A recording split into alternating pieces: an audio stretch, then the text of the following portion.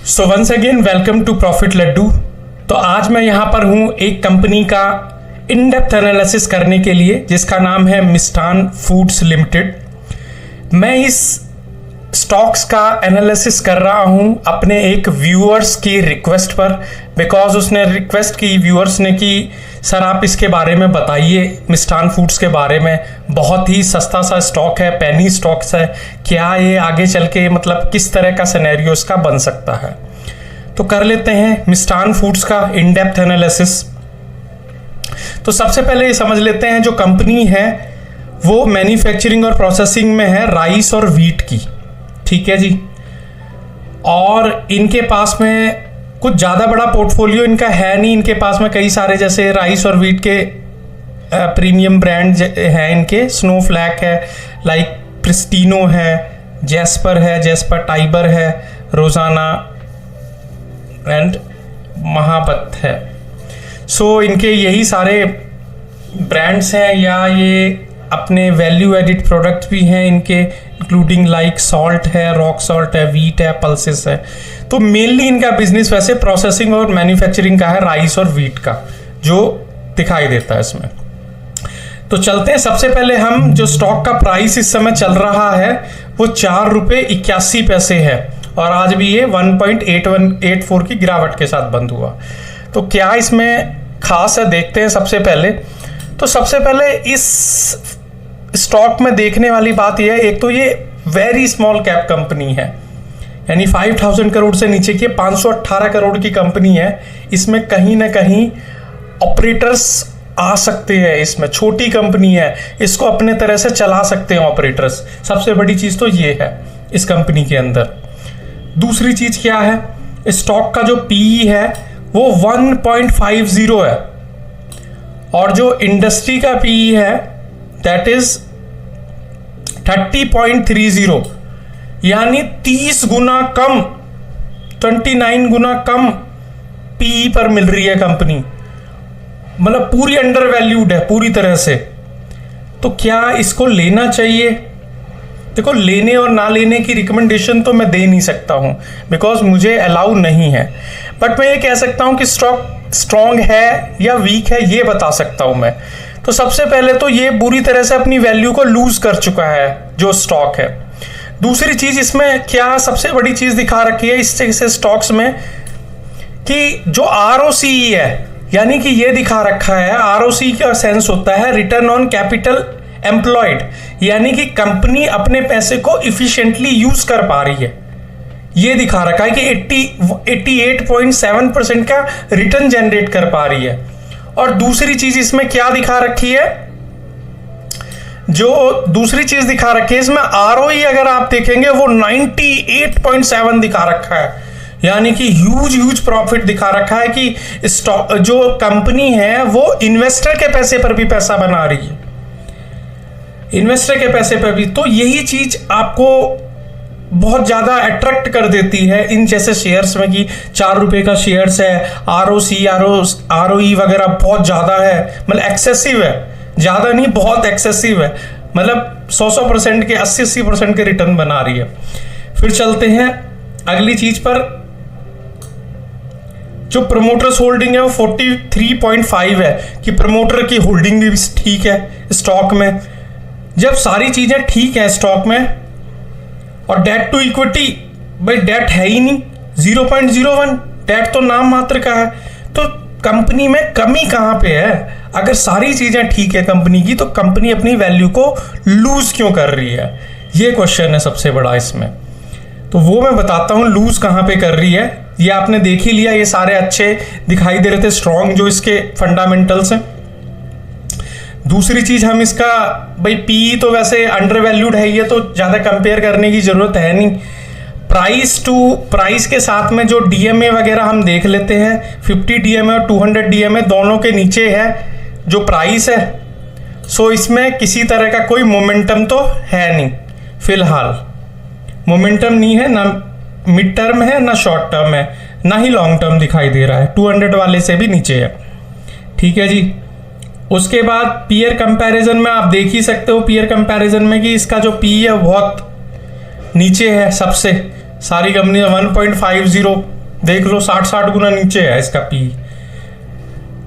ठीक है जी। उसके बाद में देख लेते हैं इसकी प्रॉफिट लॉस।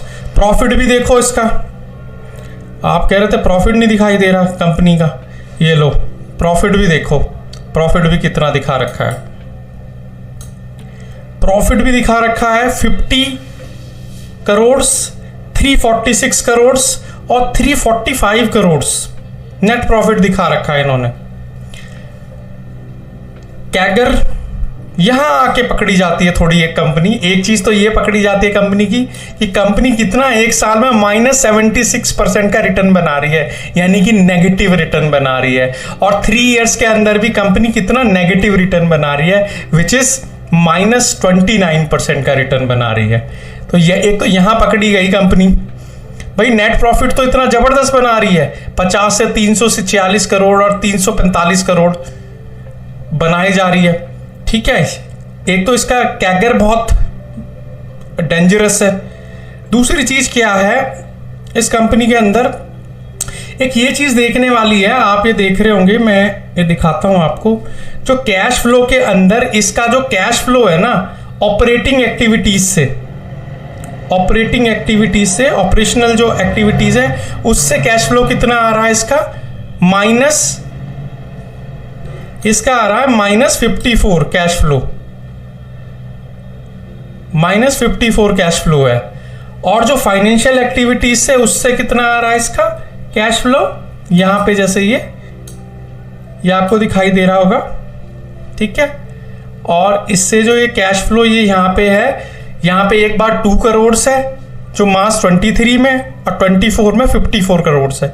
यानी कि कंपनी अपनी जो कोर एक्टिविटी है, जो उसकी ऑपरेशनल एक्टिविटीज है, उनसे किसी भी तरह का कोई कैश फ्लो जनरेट नहीं कर रही, सब माइनस में कर रही है।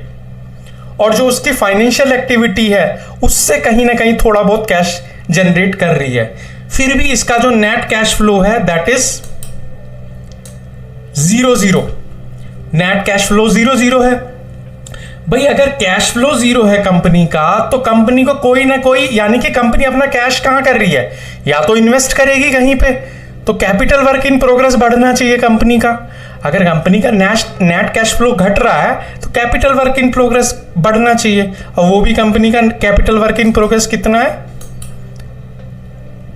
ये आप देख लेते हैं, दैट इज ऑल्सो 0 यानी कि कंपनी कोई इन्वेस्टिंग एक्टिविटी भी नहीं कर रही, और कंपनी का गल्ले पे पैसा भी नहीं बच रहा, और कंपनी का जो स्टॉक है वो रिटर्न भी नहीं बना रहा, और कंपनी दिखा रही है उसका जो नेट प्रॉफिट है वो भी अच्छा है, 345 करोड़, 346 करोड़, और जो उसका ROE है, ROCE है, वो भी 88 और 98 का है। तो यार ऐसे 88 और ऐसे 98 से क्या फायदा, ऐसी प्रॉफिटेबिलिटी से क्या फायदा अगर गल्ले पे पैसा ही नहीं बच रहा, और कैश फ्लो ही नहीं है, और किसी तरह की कोई इन्वेस्टमेंट ही नहीं है। तो जब सारी चीजें 0 हैं तो फिर कैसे पता कैसे ये अच्छा आगे ग्रो करेगा, तो ये सोचने वाली बात है। और फिर लास्ट में हमने इसका अभी शेयर होल्डिंग पैटर्न नहीं देखा था। देखो शेयर होल्डिंग पैटर्न में एक चीज थोड़ी सी ठीक है इसमें, कि इसमें जो प्रमोटर्स हैं उनकी 43.48% की हिस्सेदारी है, विच इज गुड, अच्छी चीज है। FII इसमें 1.46 है, बहुत ही लोअर नंबर में है।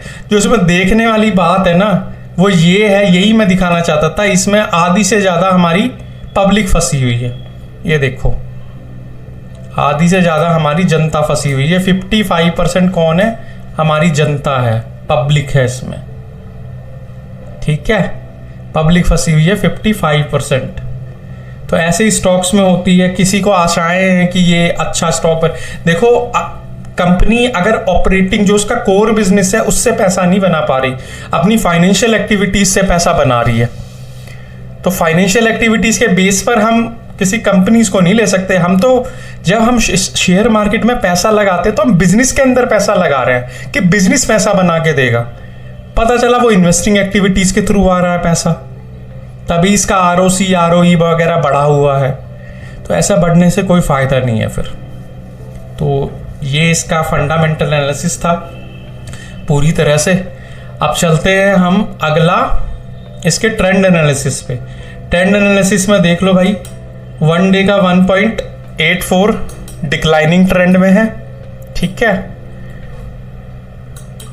और ये थोड़ा पॉजिटिव हो गया है 1.48 1 वीक का,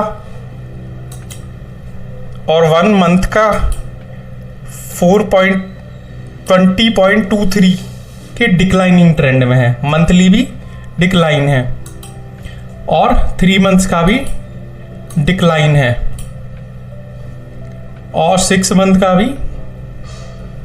डिक्लाइनिंग ट्रेंड में है और 1 ईयर का भी डिक्लाइनिंग ट्रेंड में है और 3 इयर्स का भी डिक्लाइनिंग ट्रेंड में है और 5 इयर्स में थोड़ा बहुत इसने रिटर्न बनाया है, विच इज 63.67% का रिटर्न बनाया है।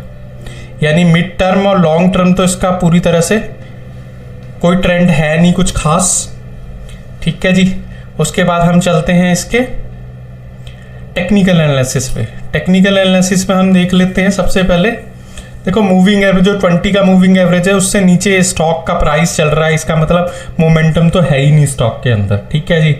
उसके बाद में RSI अगर हम देखें तो RSI यहाँ पे कितना है 26.53 विच इज ओवरसोल्ड जोन, और ओवरसोल्ड जोन में है यानी कि इसमें लोग बिकवाली करके निकल रहे हैं इस स्टॉक के अंदर से, ठीक है जी। बाकी MACD देखें तो MACD के अंदर भी ये कुछ खास बना नहीं रहा है, ना ऊपर से नीचे को जा रहा है ना नीचे, पैरेलल हो रखी हैं दोनों लाइनें, यानी किसी तरह से कोई रिवर्सल की भी कोई उम्मीद नहीं है। बाकी इसका सपोर्ट एंड रेजिस्टेंस जोन, एक आधा सपोर्ट देख लेते हैं और वो देख लेते हैं क्या कहते हैं, रेजिस्टेंस देख ले। सपोर्ट में यार कहाँ जाएगा सपोर्ट, इतना नीचे तो आ गया, कोई सपोर्ट ही नहीं बचा है इसका, ये तो सारी वैल्यू लूज कर चुका है। क्या सपोर्ट बताएं, हाँ रेजिस्टेंस बता सकते हैं इसमें थोड़ा बहुत कि भाई सबसे पहले ये यहाँ पे अटकेगा, ये है 7.60 पे, उसके बाद ये इसके लिए थोड़ा सा मुश्किल दौर रहेगा, ये वाला दूसरा टारगेट रहेगा इसका।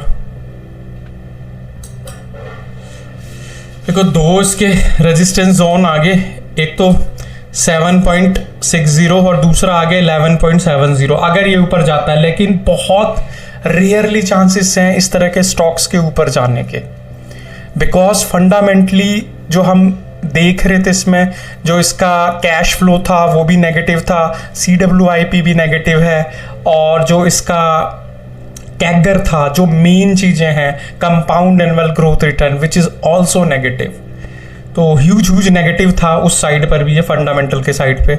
और ट्रेंड एनालिसिस में भी जो लॉन्ग टर्म और मिड टर्म और शॉर्ट टर्म तीनों ही ट्रेंड नेगेटिव थे, बियरिश थे। और टेक्निकल एनालिसिस में भी इसका चाहे RSI को लेकर है मोमेंटम भी नहीं था, चाहे वो MACD को लेकर कोई डाइवर्जन नहीं था, किसी तरह का कोई रिवर्सल, और चाहे RSI को लेकर किसी तरह का कोई स्ट्रेंथ वगैरह, या EMA को लेकर किसी तरह का कोई मोमेंटम भी नहीं दिखाई दे रहा था। तो ओवरऑल मेरा यही कहना है कि थोड़ा सा देख कर चलें, समझ कर चलें, सबसे पहले स्टॉक को एनालाइज ज़रूर करें, उसके बाद स्टॉक के अंदर एंट्री लें अपनी समझ के साथ में, और स्टॉक लेने से पहले पूरी रिसर्च करें, देयर आफ्टर स्टॉक को सेलेक्ट करें। सो अगर आप मेरे चैनल पर नए हैं तो मेरे चैनल को सब्सक्राइब कर सकते हैं, और अगर पुराने हैं तो please like and share my video. So thank you so much.